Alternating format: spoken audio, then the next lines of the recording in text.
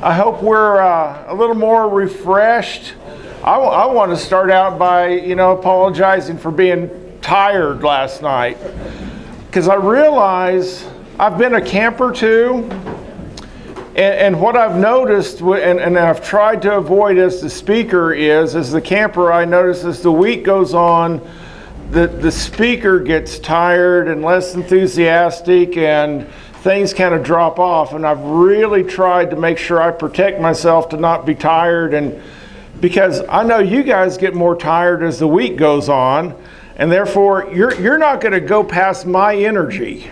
It's just so if my energy goes down, you guys go down, and so I know I came back tired yesterday. I did have to do what I did, but I could tell it had its effects yesterday evening in a lot of different ways. So let me just put out, I'm sorry for that, because I know I need to keep my end up on things. Okay? Let's see. Did the little phrase life after death make sense to you guys yesterday? Yes. Okay? Have you kind of thought of things that way before? Is that kind of a new thought or? New thought? Yeah, it's a pretty important thought though, I think. Because really our goal isn't to be like where the souls of the martyrs are, life after death. The real goal is life after death. So I think that's where our hope is, right? So I think we need to kind of get that one in place. And let's see. One of the reasons I did the blessing statements for the kind of sermon stuff and the evening stuff is that's usually a little shorter material, a little easier material, but I'm not going to take the full blame on this one, because I put out on the YBC Family Camp 3 Facebook group, some stuff on lessons, and, do you want this one or that one? And I kept getting back, Donna, we want it all. Amen. But there were several of you kind of said that, So we're doing a blessing statement this evening, but it's out of chapter 20, blessed are those who share in the first resurrection. Let me tell you, that is not easy material. So when you come in tonight, we're going to have to try to really be engaged, okay? It's not quite as easy as those who die in the Lord and the wedding supper and all that. This is a harder little block of material, but some people wanted it all, okay? So we're going that way. All right. Let's see. I think I can start now. Unveiling our opponents. Yeah. At the core, we noted starting on Sunday that this is apocalyptic literature. And at the core of apocalyptic theology is this kind of cosmic dualism, right? The belief that there are two opposing forces at work in the universe, one for evil and one for good. And stories of the battle, between the forces of good and evil help to win the audience's loyalties, right? To the side of, hopefully to the side of the good, and alienate them from the side of the bad, okay? And I'm not a Stephen King fan, but I found this interesting quote from Stephen King. The battle between good and evil is endlessly fascinating to people because we're participants in it every day. Well, that rings pretty true, doesn't it? And Revelation's right on that thing, right? There is no neutrality involved.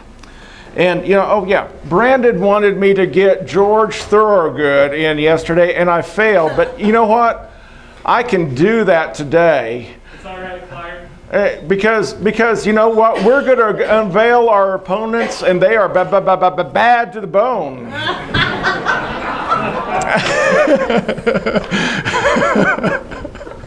All right, the story of the triumph. Why do I do things like that? The story of the triumph of God over evil unfolds on a cosmic scale, and ordinary limitations of time and space don't apply. Right? The warring parties traverse a battlefield that stretches from the heights of heaven to the abyss beneath the earth. You just can't plot that thing on a map, okay? And I think that's kind of what we want to do, and one of the reasons that we kind of really struggle with apocalyptic literature, right?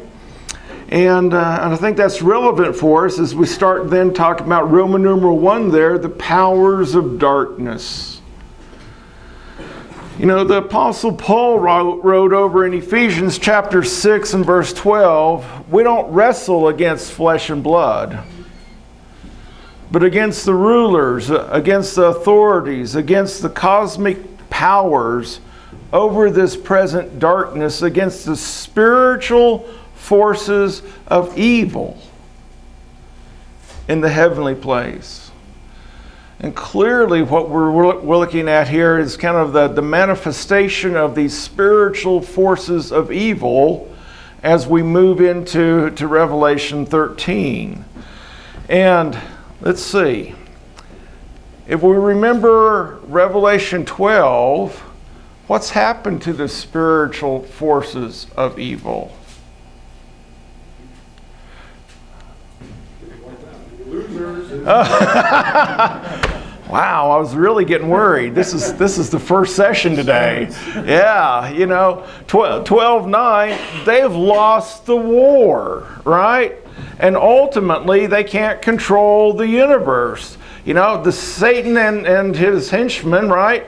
He's thrown down to the earth. You know, they're all down there. Which leads us into, you know, chapter 12 and verse 12 about here's the smaller battles going on.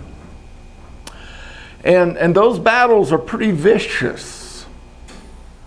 Right? You might think of it like, you know, since he's a 3-time loser here, the battles he now fights are kind of like a wounded, trapped animal, wild animal. Still doesn't want to go down, can't win, but man, you don't want to tangle with that thing too much, you know? And, you know, there may be occasional ceasefires or lapses in the fighting, but, you know, until new creation comes, there's going to be a spiritual struggle going on, okay? And it's important, really, you know. Imagine the Holy Spirit through John really knew what he was doing, right? You know, it's important to have chapter 12 before chapter 13 of Revelation. Because, you know, chapter 12 tells us what? He's that 3-time loser. When you get into chapter 13, the way things are depicted, unless you've got that perspective already, man, things look pretty fearsome that are stacked against us. So it's really important to know going into chapter 13, you know, hold it. These fearsome, awesome, looks almost invincible forces are defeated. They're not going to win, okay? And so when we have our opponents, obviously the first one that we've already been introduced to is what? Satan, this great red dragon, the arch enemy of God and his people. And he's the entity standing behind the things going wrong in the congregations in chapters 2 and 3 of this book. And it's not until we get to chapter 12, you know, where we read about the great red dragon, right, waiting to devour the male child, that we really get a better picture of what's going on. But we know that the defeat of the dragon, right, is the same event as the victory of the Lamb, right? The victory of the Lamb, defeat of the dragon goes hand in hand. So we've already really kind of known that's happened at least since chapter 5, where you've got the throne room scene and the Lamb there on the throne, and praise is being directed to the Lamb about worthy is he, right? where he was looking like he was slain, but he's standing, right? He is the victor going on. And so, both of those events are historically located in the death and the resurrection. And a lot of times we stop right there, but let's make sure we add another event in that, the ascension of Christ. That's become a pretty big deal to me. So Olympia's heard this stuff before, right? All too often we just talk about the victory of Christ and the death, burial, and resurrection. Listen, if you don't have the ascension, we've got a Jesus just kind of wandering around on this earth. We need the ascension because that's where his reign starts. That's where he goes and sits on the throne with the Father. He's enthroned as king with the ascension. Don't downplay the importance of the ascension in what we do, because I'd suggest to you having an enthroned reigning king is a lot more powerful than just a resurrected figure wandering around the earth. That can do a whole lot more for us. And so helping us with our spiritual power is getting the understanding of the role of the ascension of Christ. That's extra, but it needed to be said. Okay? And so after failing to kill, right, the child, the dragon attacks the woman and her offspring. So if you've got your Bibles, amazing thing, right? Open it up to Revelation 12, and I'm going to at least read the section that I failed to get to yesterday. Okay? Scene 3, Revelation 12, and we're going to start in about verse 13 here. When the dragon saw that he had been thrown down to the earth, he pursued the woman who had given birth to the male child. So if he can't get his main target, he's going to go after others. But the woman was given the 2 wings of the great eagle. There's a lot of significance in that I'm not going to deal with. So that she might fly from the serpent into the, here we go, wilderness again. Place of God's provision. For times and half a time, the serpent poured water like a river out of his mouth after the woman to sweep her away with a flood. But the earth came to the help of the woman. You see, God's still in charge of this creation, and swallowed the river that the dragon had poured out of his mouth. Verse 17, then the dragon became furious. You see, he's defeated again. And what's that just make him do? He's this caged, wild dragon that's wounded and defeated. But that caged, wild dragon still is pretty deadly if you get inside his territory, right? Dragon became furious with the woman and went off to make war with the rest of her offspring on those who keep the commandments of God and hold to the testimony of Jesus. And he stood on the sand of the sea, which really pulls us right in to chapter 13. But notice how, again, we've got kind of a double image. Yeah, I pointed that one out last night. We got a little double image going on. Who are the people of God in this? Well, at one point, it's the woman, right? And now then, as the dragon's coming after him, it's also her children, right?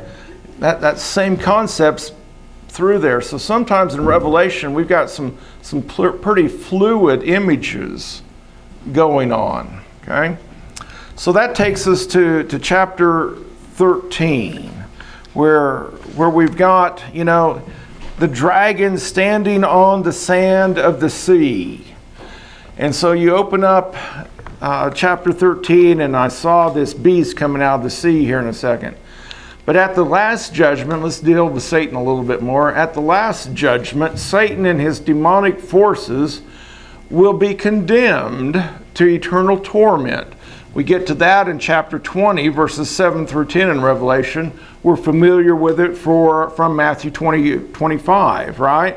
Those types of things. In the meantime, he does a lot of damage, right?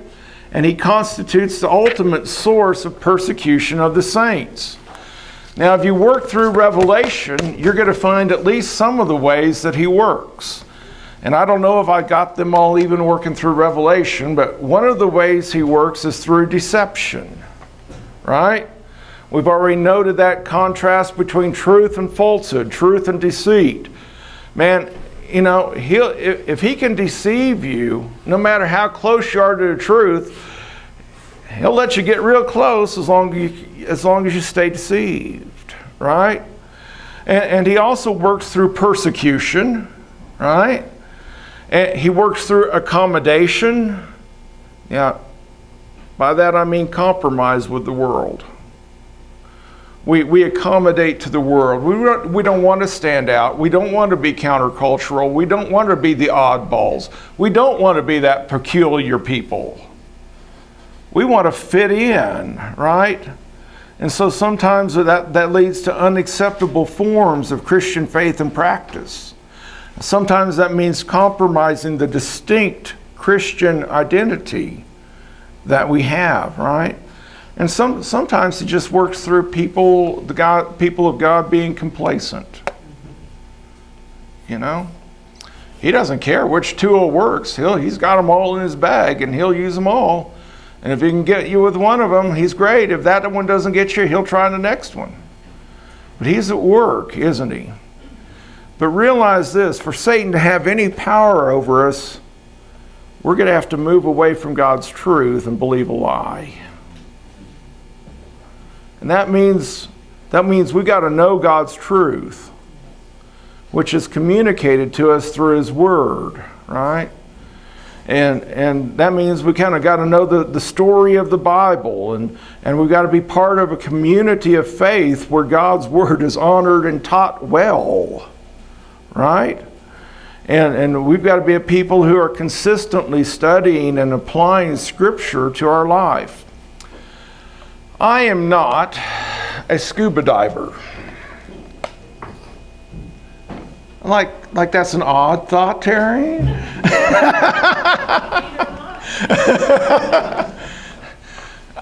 But I ran across this, and so before I ever kind of used it publicly, I bounced it off my brother-in-law, who was ex-Marine and got stationed overseas, and him and his wife are avid scuba divers.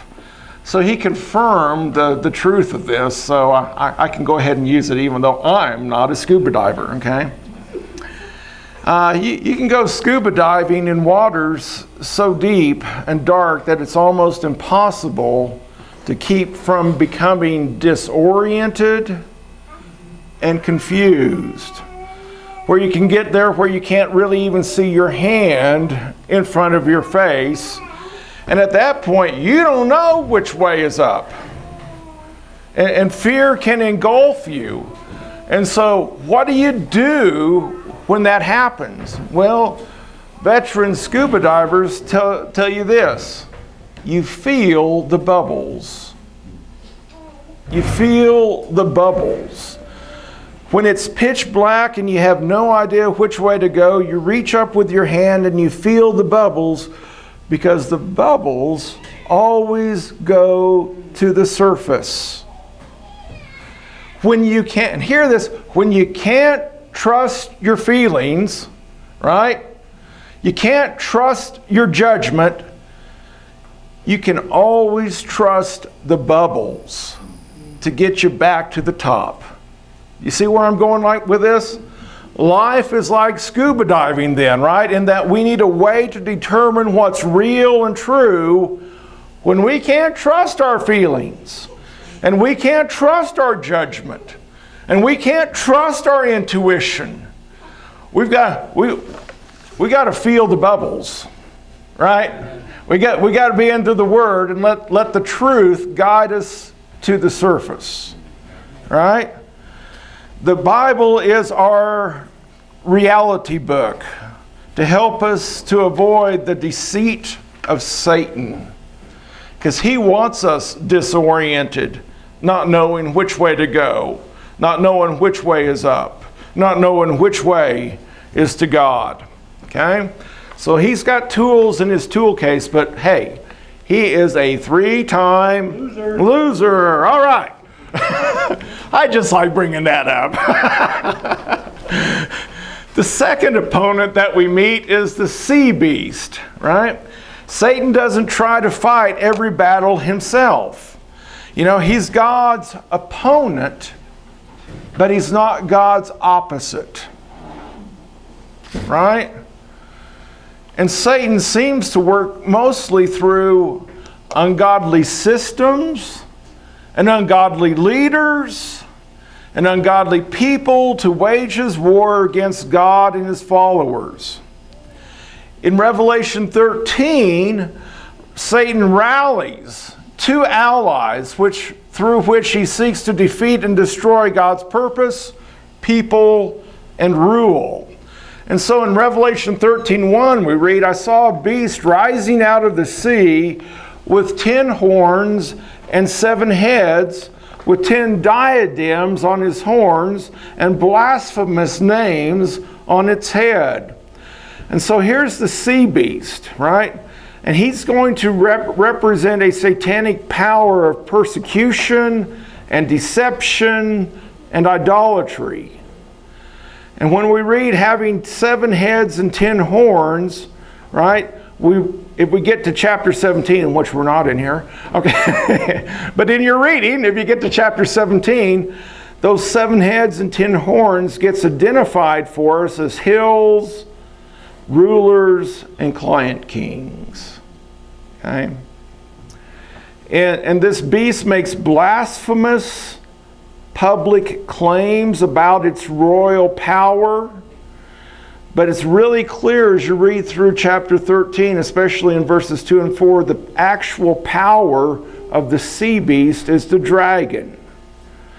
And so the beast, hear this one, and I've got to give credit again to Kevin Youngblood on this one. Anybody know Kevin Youngblood? Yeah. Excellent Old Testament teacher. And that makes him a really good Revelation teacher. He said this, the beast is the image of the dragon, like Christ is the image of his Father. Right? You see some subtle pictures going on the same. Okay? And many of the beast's features are hideous distortions of those of the Lamb. For instance, in verse 3, right? One of his heads seemed to have a mortal wound, but its mortal wound was healed, and the whole earth marveled as they followed the beast. Well, that's kind of a resurrection parody, isn't it? Right? Mortal wound. Usually mortal wound means you're dead, right? So how can you live anymore? Oh, some sort of resurrection going on. I think behind this, again, I see a Roman background to Revelation. Not everybody does, but I do, okay? And I think behind this is what was called the Nero Redivivus, or if you like it better, the return of Nero myth going on in Rome. Because Nero, according to Suetonius, killed himself by putting a dagger to his own throat. And allegedly, there's a lot of Rome that cheered when they found out that Nero was dead, right? But even after he was dead, some edicts were still issued in his name, like he was still alive. And then rumors continued to circulate that Nero was still alive and maybe in hiding. And since, Rome cheered that he had died, he was really upset with Rome, right? And so the myth started, especially by people that like Nero, about, he's alive and he's going to come back one day with an army and avenge his enemies. Of course, we kind of know of this phenomena, right, of people coming back. We think they're dead, but they're just in hiding. Right? We've got a few of those myths running around, don't you? Oh, I just saw Elvis. We've got that, right? Some supposedly dead celebrity living somewhere incognito, kind of the same thing going on. And we know historically at least 3 imposters emerged claiming to be Nero. One in 69 AD, or AD 69, right, led a revolt against Rome. That didn't go so well for him. And then AD 80, see, it just has a hard time coming. That's an A and a D with the number 80, right? It's hard to get those 2 things together like that. Either way you do it, that he kind of arose, and then he went to Parthia to gather an army, and then he was kind of celebrated there for a while they thought he was Nero, and then they discovered he wasn't, and he was killed. And then and then another one arose in AD 88 and got welcomed down into Parthia for a while. So, that thing just kept on going for a while. And I think that's part of what's behind this wound but is healed, because it's clearly a parody of the resurrection, or an imitation of the resurrection of Jesus. And the resurrection of Jesus in chapter 5, right, and him ascended to the throne, results in the praise of heaven saying what? Worthy is the Lamb that was slain, right? And so that gets worship going his way. Well, what's supposed to happen now with this parody? Well, if he came back to life, let's worship the beast. See the parallels going on in there? And so that's what you run into in verse 4. They worshiped the dragon, for he had given his authority to the beast, and they worshiped the beast, saying, who's like the beast? Like, if this guy was dead and came back to life, who's like the beast? And who can fight against him? That's why, again, chapter 12 before chapter 13 is really important. Because if you've read chapter 12, you say, I know, right? If you haven't read chapter 12, you might not know. Okay? And, another way this kind of plays out, if you see the Roman background of it, is when Nero died, you had a few years of chaos going on in the Roman Empire, and about four emperors in quick succession ran through there. But when the Flavian household took control with Titus and then Domitian, right? When it looked like things were kind of on the brink of collapse, this Flavian dynasty kind of came up and took the reins, and it emerged and it looked like, okay, we've recovered, and now we're invincible. And I think that's kind of behind this whole world cried, who's like the beast? Who can fight against it? And when you read that last, who's like the beast? Here's Exodus again. This is Exodus 15. We've had what? The Red Sea crossing, right? And the killing of the doing away with Pharaoh and his army, and that threat's gone. Here's this song of Moses in Exodus 15, and what are they singing? Who is like you, O Lord, right, among the gods? Who's like you? And so you've got a little parody of that going on here in Revelation 13 also. And so this sea beast, right, he's coming from the east by the way of the Aegean Sea to reach the cities of Western Asia Minor and Rome. And I would suggest to you that this is, this is about the power of Rome. Okay? And it draws together traits of oppressive powers from various times and places, creating kind of a composite picture of evil, right? The physical description of the beast starts to recall Daniel chapter 7, right? And the beasts out of Daniel 7 kind of get into one composite picture here in Revelation 13. And by replacing 4 individual beasts with one great beast, I think Revelation indicates that the threats presented by those 4 successive empires are now part of one great threat to God's people. And I think I'll skip that section. But let me suggest to you then that the first beast represents kind of the political, military, economic power of Rome. That's where I'm at. I mean, there's some other thoughts out there, but that's where my convictions lie on this, okay? I may be wrong. I keep learning things. In fact, I think it was with this family camp 3 years ago, I talked about the mark of the beast. I have changed my mind about what I thought that was 3 years ago to now. So you're going to get a little refresher with a new take on it, okay? So, some of this stuff I can be wrong on, and I'm still growing and I'm still learning, folks, I've been pretty immersed in this book, but I surely don't have it conquered, okay? Second beast we come across is the land beast. I saw another beast rising out of the sea. It had 2 horns like a lamb, and it spoke like a dragon. And it exercises all the authority of the first beast in its presence, and it makes the earth and its inhabitants worship the first beast, whose mortal wound was healed. So I'll suggest if the first beast, the sea beast, is kind of the military, economic, political power of Rome, land beast is this kind of religious power of Rome that was manifested in Asia Minor in the emperor worship cult, okay?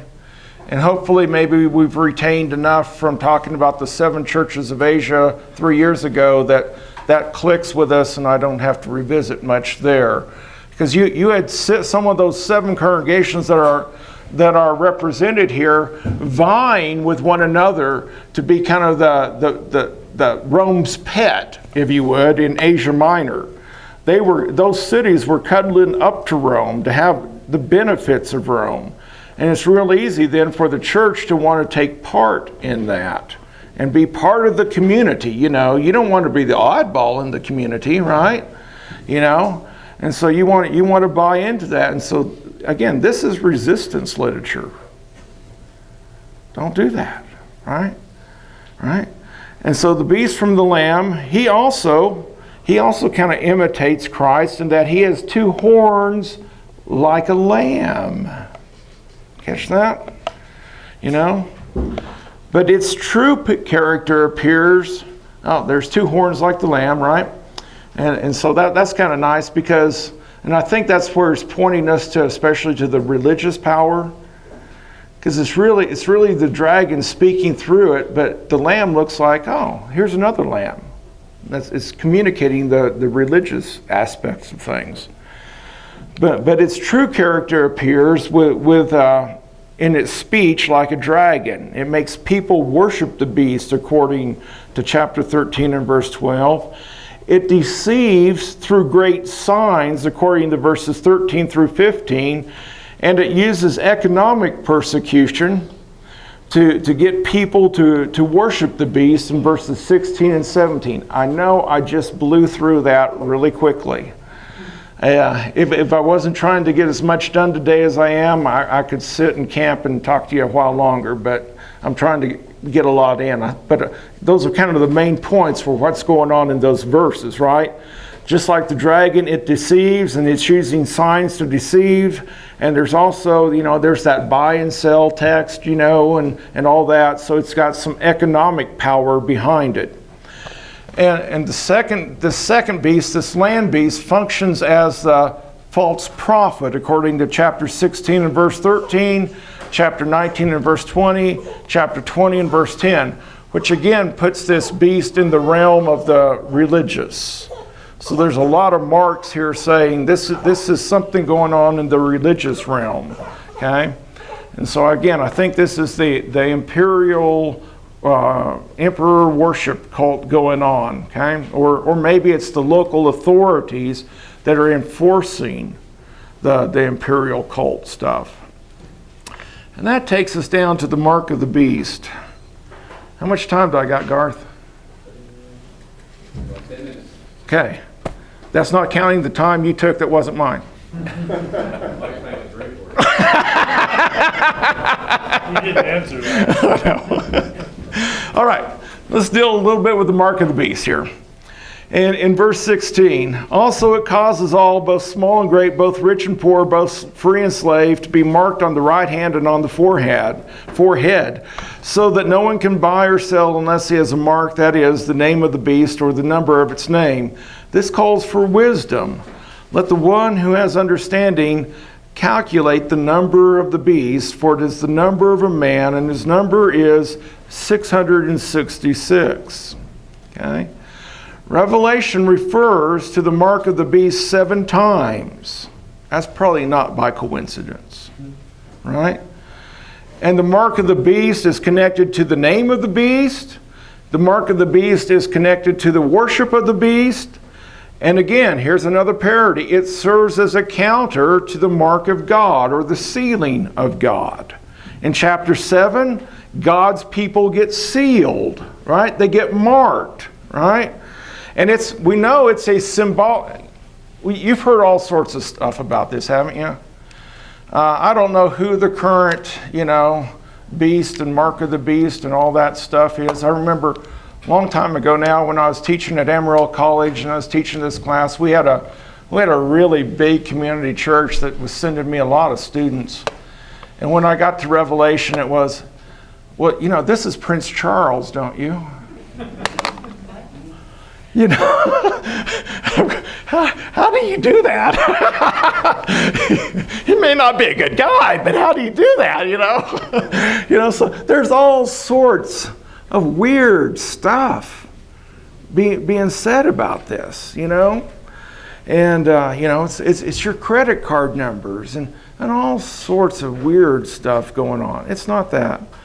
The scriptural background for this comes out of Ezekiel 9, 1 through 10, where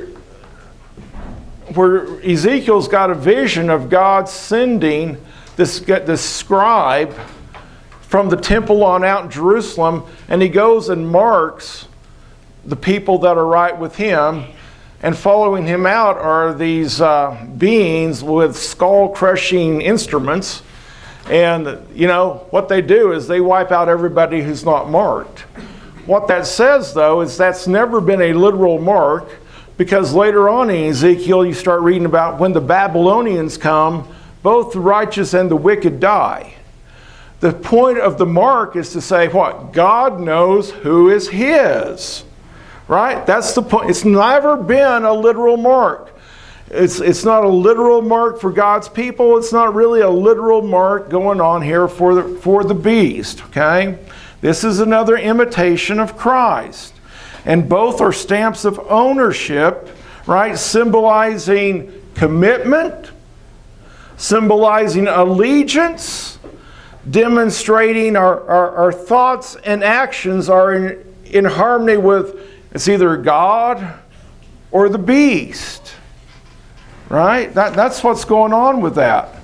So both marks portray a person's commitments and loyalties, and ethical choices, and objects of worship, right?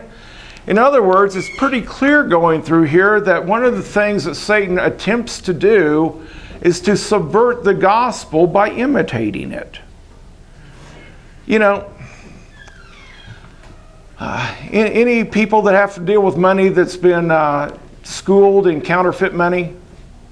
Anybody? If you work for banks, you probably have had to do that, right? Listen, you have to teach people, and the money keeps having to have more and more security features put in it because we've got counterfeiters in there. But nobody takes a piece of yellow cardboard and puts a picture of the Lone Ranger in the middle and puts a $20 sign at the corner and tries to slough that off as money, right? It just doesn't look like it. Well, Satan, he's not going to just offer a religion that looks totally wrong to try to deceive people. No, he's going to imitate the real thing. That's what's going on, And so now, here is the number of the beast, he says in verse 18, right?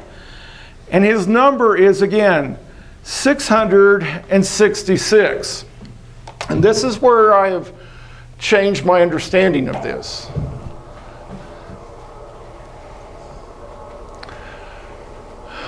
Can you all see this?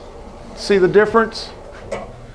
One, I've got quote marks around all 3 6s, which would then read what? 666. The second one, I've got a quote mark around each 6. Okay? He's handy. Right? And when you see a quote mark around each 6, what does that suggest to you? The number, and that's how you hear it pronounced a lot, right? 666. And so it's a string of 3 6s. When you look at the Greek text, it doesn't have just 3 6s. The number is 666. That makes a difference. Okay? Because I used to think it was 3 6s, and I thought it was just like, like holy, holy, holy.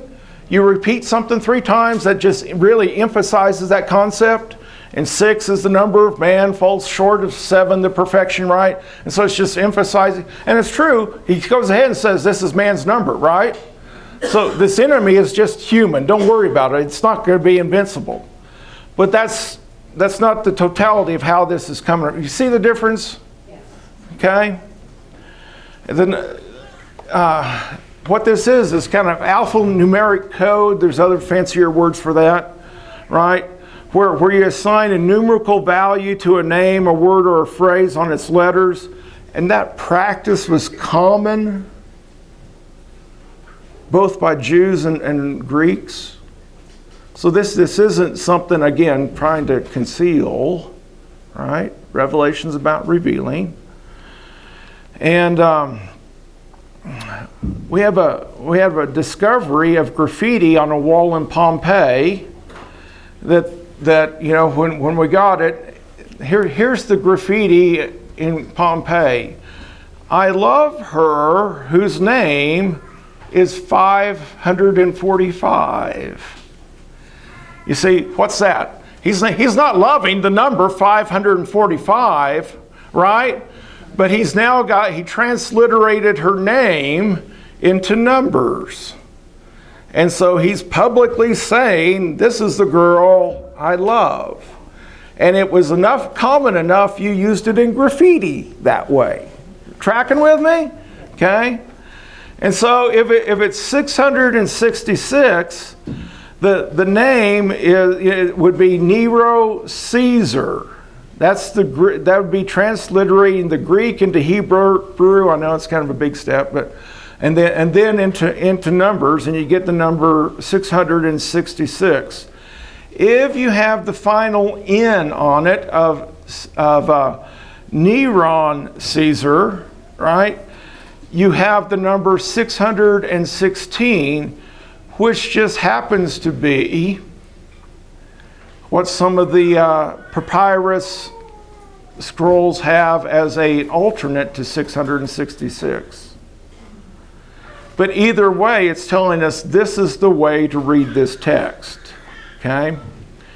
And again, I think overall it's saying what? Satan's trying to attempt to imitate Christ's perfection, but falls woefully short. Satan doesn't become incarnate, and Satan's using humans to try to get his will done.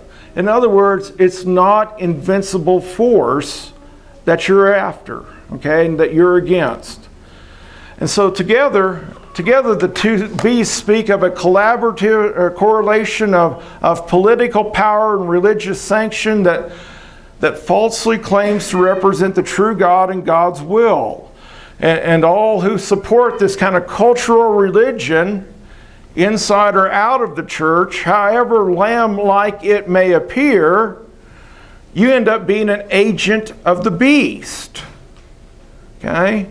And the manipulation of force and the manipulation of words are used to get people to go that direction.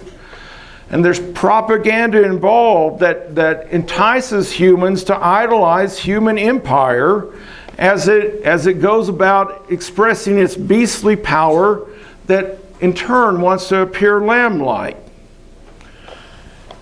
Now, we may have in this country problems seeing that, because I think up until recently our stereotype has been all those evil empires are like atheists, those communist people.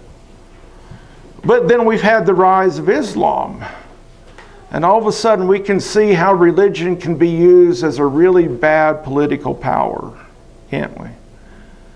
The church is not immune. People that, let's put it this way, people that claim Christianity. I would tell you from the time of Constantine, if you've done any study at all in Christendom, right? Trying to have political power ruling over Christ's kingdom, you see that abused all the time. From Constantine, I'm not a big Constantine fan, because you know what happened with Constantine? When he comes in and he's favorable toward Christianity, the church is now flooded with converts. Problem is, they're not very disciple-like. They're Laodicean-like at best. Remember the phrase I gave you? When it's hard to be a Christian, it's easy to be a Christian? Right? That's how it was before Constantine. But in Christendom, it's easy to be a Christian, but that in turn makes it hard to be a Christian. And we've kind of read about the Crusades, haven't we? That wasn't a pretty picture, right? We've read about the Protestant Revolution, and instead of having a pope over all these nations, we just started to have Protestant kingdoms. And those guys were all really good guys, right? Oh, man. That doesn't work well. Because you know what? The kingdom of God is multinational. It doesn't have national lines. And never confuse the two. Right? This is about all nations and powers and people of every tribe and tongue and people and nation coming to the Lord. The kingdom of God is so much bigger than any nation. And it's got only one ruler. Right? Well, that's at the throne room of God. Okay. Yep. I'll get off my soapbox. How much time do I got, Garth? 4 minutes. 4 minutes, okay. I didn't look till you asked. Well, that means I just had you enthralled. Well, we want to talk about overcoming the evil powers, and we did a pretty good job, I think, of that yesterday with the Revelation 12:11 text, right? If this thing looks so menacing, how do you overcome it? By the blood of the Lamb, the word of your testimony, and not loving your life even unto death. Or you hear it over here in chapter 13 and verse 12. Here's a call for the endurance and the faith of the saints. See, this is a summons to perseverance. It's not just a message for a generation living in the first century or the end of time. It's a message for all generations that are confronted with idolatry and violence. There's a message here for all time. Again, written for us, but not to us. And because it's written for us, there's still a message there for us, right? And I think that we've still got some idolatry and violence going around, don't we? You know, and things masquerading as the truth and still trying to deceive us and pull us away from God, right? And again, it takes like, you know what, John in chapter 4, he's done what? He's called up to the throne room of heaven. This is important.